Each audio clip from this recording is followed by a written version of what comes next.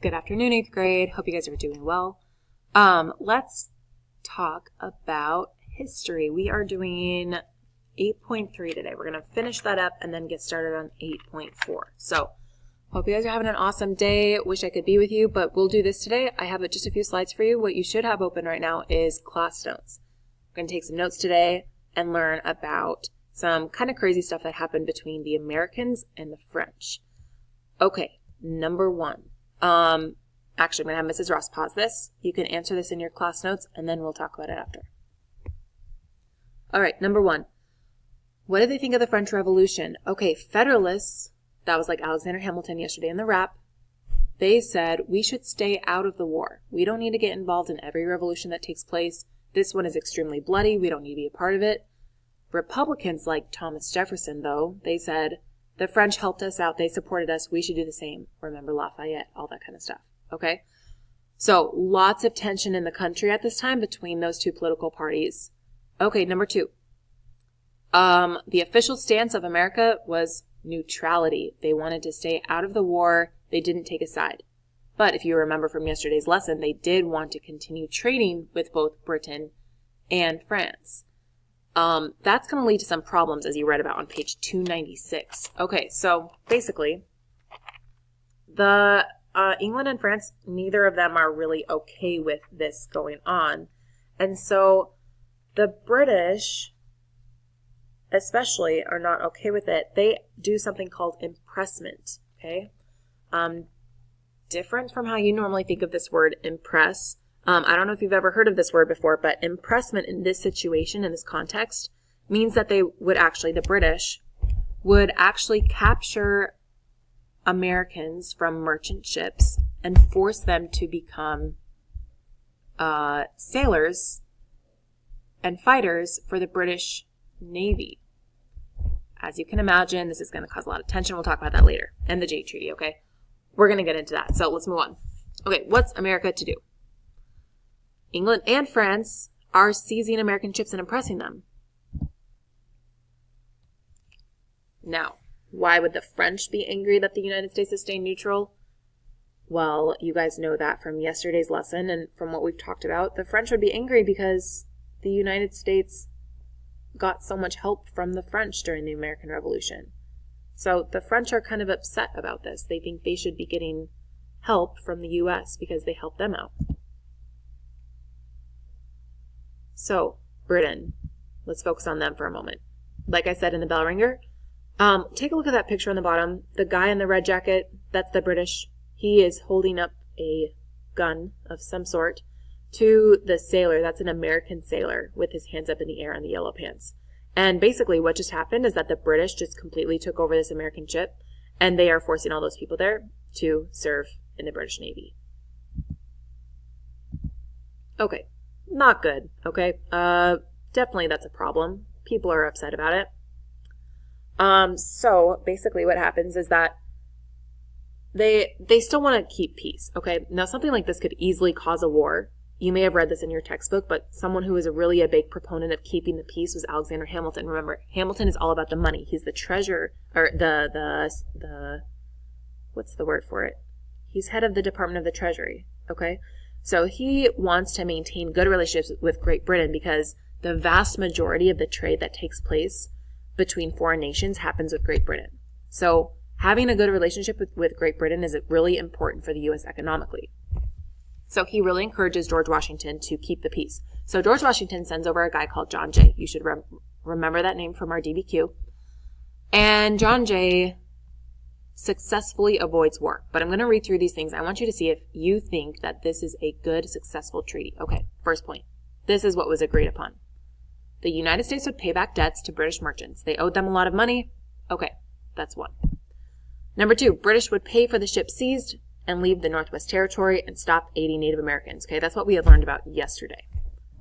And three, they won't stop impressment. Another thing I didn't add to this slide is that they also said that they would not recognize that the Americans had a right to trade with the French. Okay, so really quick poll, and you can pause this if you want, Mrs. Ross. But do you think that's a good treaty? Is that a fair treaty? Did they both benefit equally, both the United States and the British? A lot of people said no. So you can have your own opinion about it. The good thing is that they avoided war. But a lot of people, especially Republicans, said, this is not even fair. Look at all the stuff that the British are still able to do. They're not going to stop impressing us. And of course they should pay for the ships that they seized. Of course they should stop aiding Native Americans. All these things. So some people were upset about it, but in the end, John Jay did successfully avoid war. So disaster is averted for now.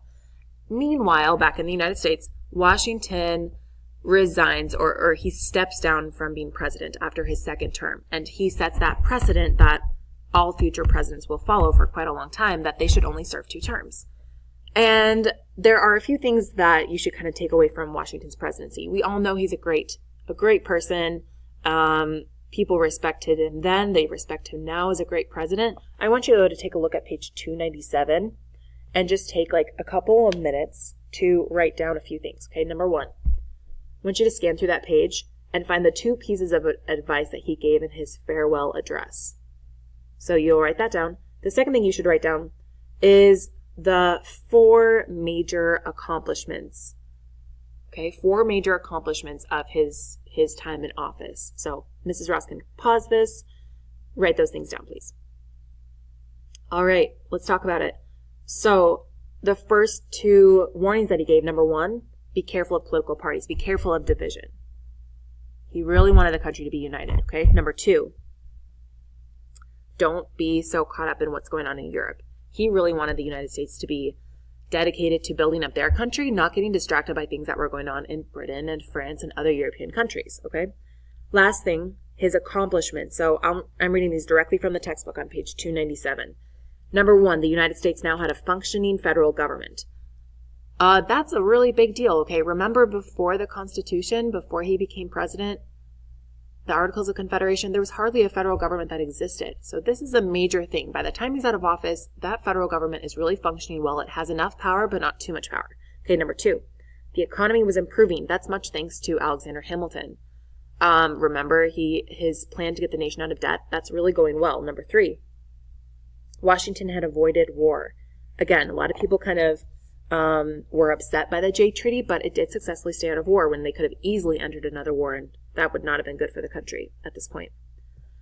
Number 4, last one, the British had been forced to leave their forts in the Northwest Territory, an area that was now safe for settlement. So again, that area is open in present-day Wisconsin and Michigan for people to settle.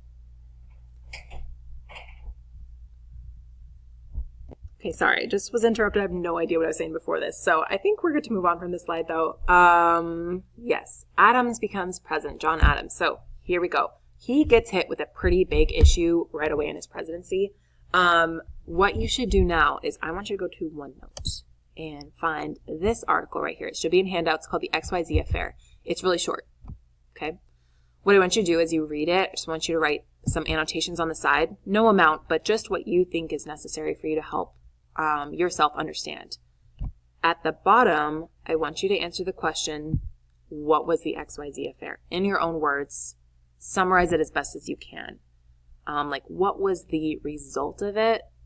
And just what actually happened with this. So yes, that's it. I'm going to review what the XYZ affair is for you tomorrow.